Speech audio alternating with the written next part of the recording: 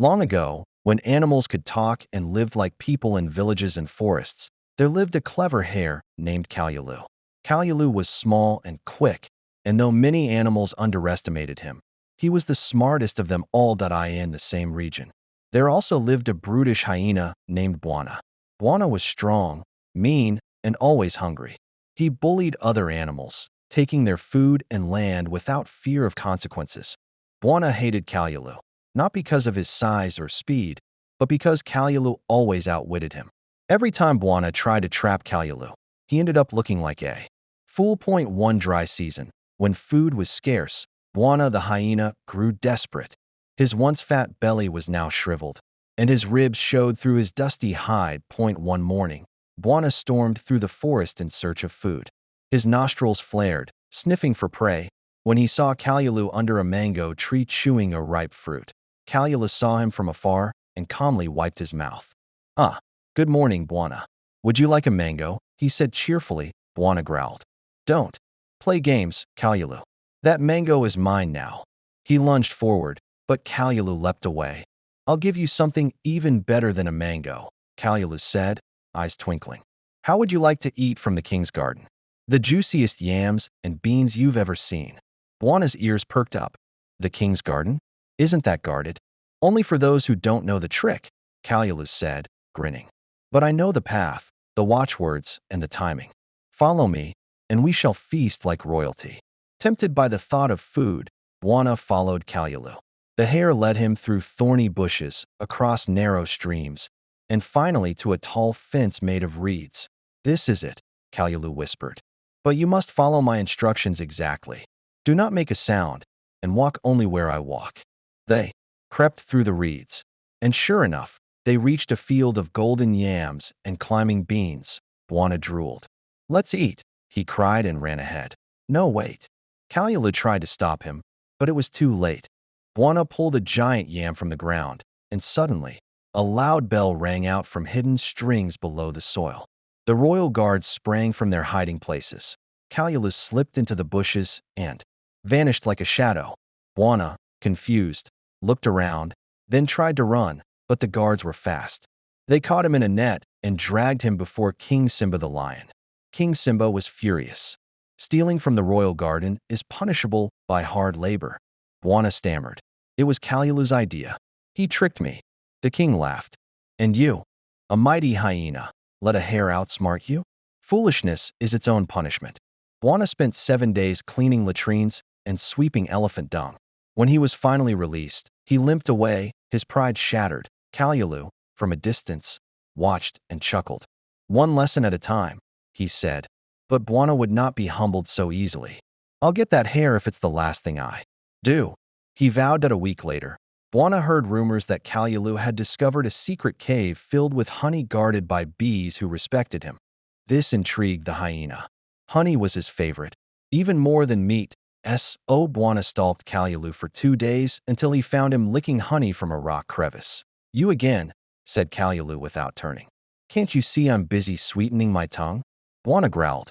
"Take me to the honey cave, or I'll swallow you whole." Kalulu sighed dramatically. "Violence again. All right. But be warned, the bees there know me. You must behave politely." Bwana snorted. "I'll be sweet as sugar. Just take me there." So once more, Kalulu led the hyena through winding paths, across a rocky slope, and finally to a dark cave buzzing with bees. The air around the entrance vibrated with sound. Bwana hesitated. "Are you sure it's safe?" "Of course," Kalulu said. "Just follow my lead. First, bow 3 times and hum a lullaby. The bees love music." Bwana scoffed but obeyed. He bowed 3 times and hummed a scratchy tune. The bees buzzed louder. Kalulu then stepped forward and whispered into the hive. "It's your friend Kalulu. Come to taste your treasure." The bees parted and let Kalulu dip his paw into a golden pool of honey. He licked it with delight. "Now you," he said to Bwana. "But remember, no sudden movements, and say sweetness be upon you, O guardians of gold." Bwana grunted, pushed past Kalulu, and yelled into the hive. "Out of the way, bugs. This honey is mine." Instantly, the bees swarmed. Hundreds of them descended upon Bwana, stinging his ears, nose, and tail. That he howled and ran, rolling down the slope and into a muddy puddle to escape. Kalulu strolled away calmly, licking more honey. Another lesson, he said. Kindness is sweeter than greed. For days, Bwana lay under a tree, licking his wounds and scratching the swellings from bee stings. Every time he looked in the river, he saw his swollen face and muttered, "That hare again." Soon enough, he hatched another plan. He would invite Kalulu for a meal and trap him instead. So Bwana built a small hut near the forest path and cooked a pot of thick stew. The smell filled the air. Kalulu was drawn to the scent. "What's this? Hyena cooking stew? I must be dreaming." Bwana smiled widely when he saw him. "Come, Kalulu. Peace offering. I'm done chasing you. Let's eat." Kalulu narrowed his eyes. "Just stew? Nothing else hidden?" "Only my heart and friendship," Bwana lied. Kalulu agreed to join, but insisted they both eat from separate bowls. "No tricks, right?" "None at all," Bwana said as he hid a large net under the table. They began eating. The stew was rich, and Kalulu pretended to be impressed. Halfway through, Kalulu dropped his spoon. "Oh no, I must have swallowed a pebble." "Impossible." Bwana barked. .56 Kalulu pulled out a small pebble he had hidden. "Look." He waved it in the air and said, "If there's one pebble, there may be more. Let me test your bowl." Bwana, caught off guard, pushed his bowl to Kalulu. "Fine, go ahead." While inspecting it, Kalulu discreetly cut the string attached to the net under the table. Then he said, "Your stew is perfect. Forgive my suspicion." Bwana grinned and said, "Shall we eat again tomorrow?"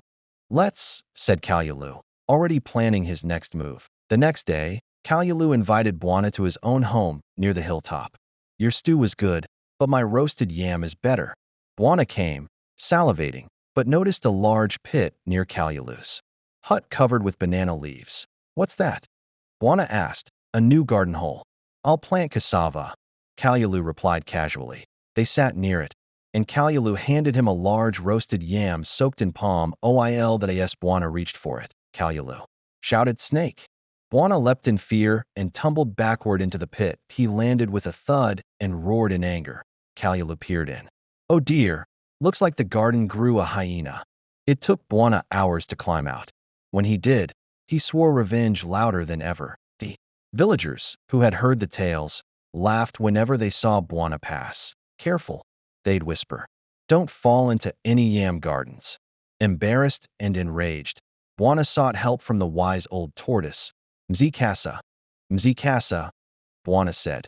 "Tell me how to trap Kalulu once and for all." The tortoise puffed on his pipe. "Only a fool tries to trap wisdom with muscle. Outsmart him at his own game." Bwana frowned. "But how?" "Make him think it's his idea," said the tortoise. "Make him proud, then he'll trip himself." Inspired, Bwana spread a rumor that Kalulu was the cleverest animal in all the land. So clever he could steal from the crocodile king himself. When the rumor reached Kalulu, he puffed with pride. "Crocodile king, eh? Sounds like a challenge." He marched to the riverbank and called out, "O king of the water, I bring greetings from the land." The crocodile king surfaced. "What do you want, little hare?" "I've come to measure your kingdom," Kalulu said boldly. "The land king wants to make you his brother." Intrigued and flattered, the crocodile agreed. "But how will you measure water?" "With your help," Kalulu said.